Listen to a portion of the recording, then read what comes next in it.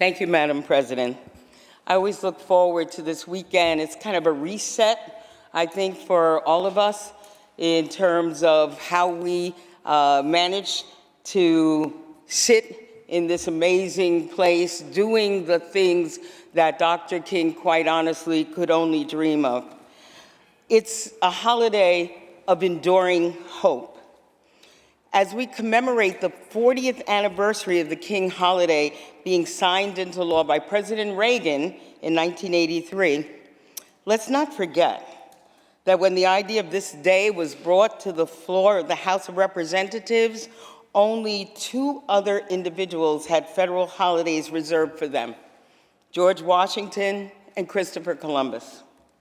It took more than a decade after Dr. King's death in 1968 for lawmakers to appreciate the fabric-changing nature of his life.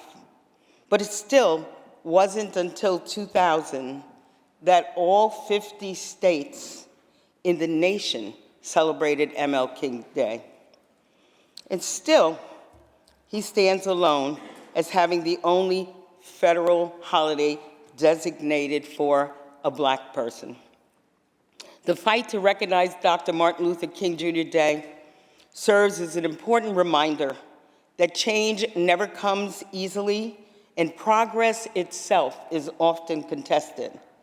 Although we've made tremendous gains in the fight that Dr. King championed, we must always remember the immortal saying, "The past is never dead, even if it's past." Today, we continue to reckon with the systemic hardships, deeply rooted injustices that still impact Americans throughout our state and our nation.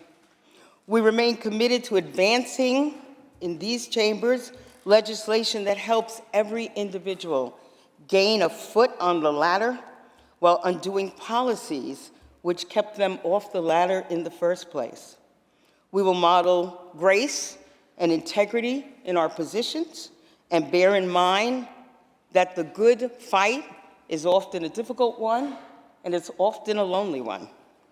It's worth remembering that Dr. King himself wasn't really popular as he waged this battle.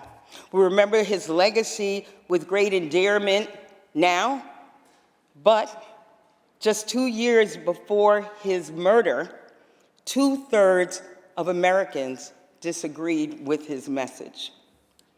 But he didn't embark on the mission because it was easy. He did it because it was right.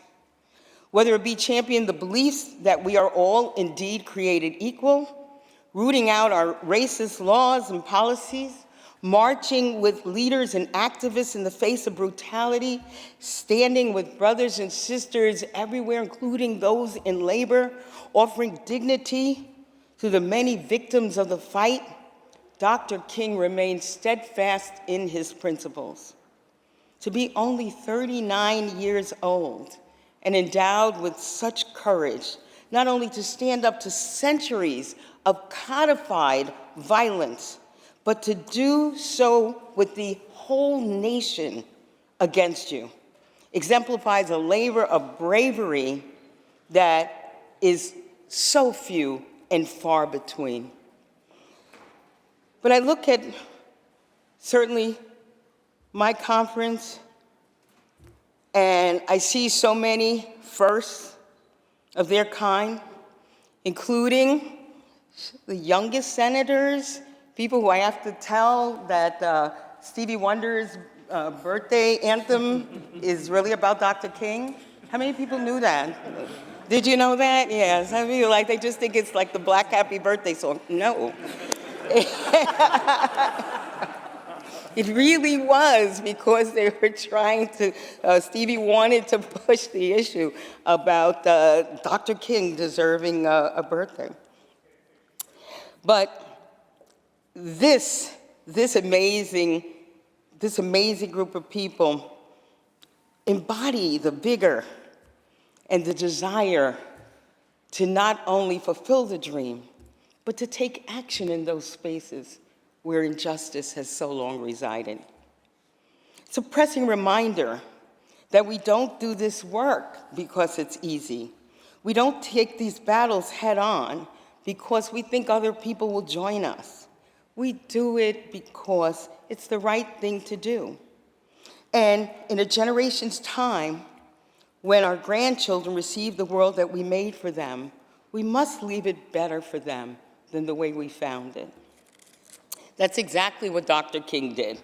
He fought for justice not only in the moment, but for the dignity and well-being of the future Americans. We live today in the wake of his dream, and again, we're better for it. But obviously, there's still more work to do, and we can't expect that doing things exactly the way they've always been done, will yield the necessary progress. It takes bold, thoughtful action to change the powers that be and deliver greater equity, fairer representation, and true accountability for people. That's why, in the spirit of Dr. King, our legislative body often rebukes old systems that serve maybe a privileged few instead of the deserving many. We stand up to those who cloak themselves in false promises, demand action over words from those with power to make a difference. Top of that agenda is continuing to stand up for all the people, certainly working people in New York, ensuring that our policies around unions, our policy around the lowest wage workers remain strong. When we talk about the labor unions, Dr. King said the labor movement was the principal force that transformed misery and despair into hope and progress. We cannot defend our basic humanity while large swaths of people are being pilfered. I think of my own father, who, after serving in a segregated army during World War II, I talk about him all the time, Purple Heart, Bronze Star. When he came home after fighting on behalf of, his nation, he was denied the opportunities that veterans who were his white counterparts had.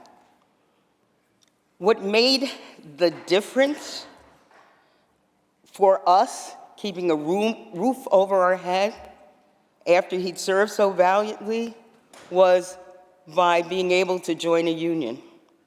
Having that organized protection was the difference between a life of, who knows, insecurity, to a life of at least being able to make sure that we had health care and food. It made a difference.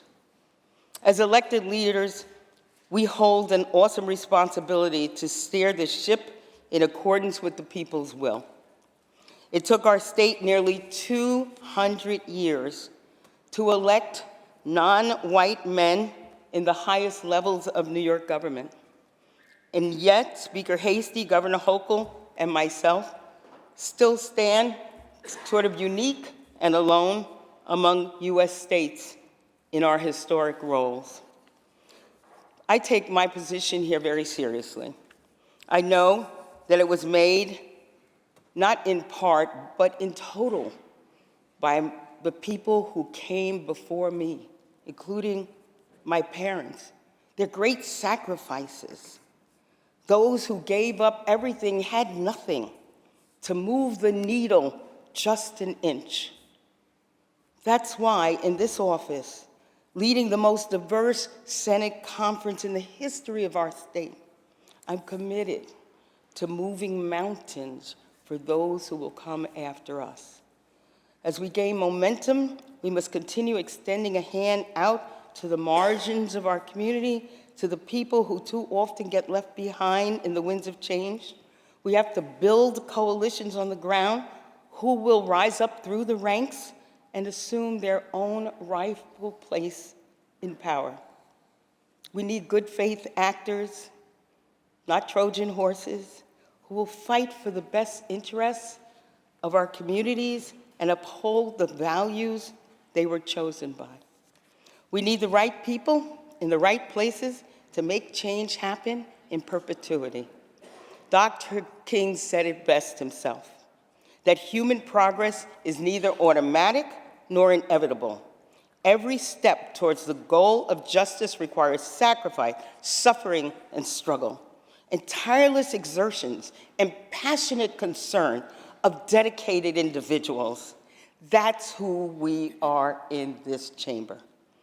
That's what it takes to make change happen.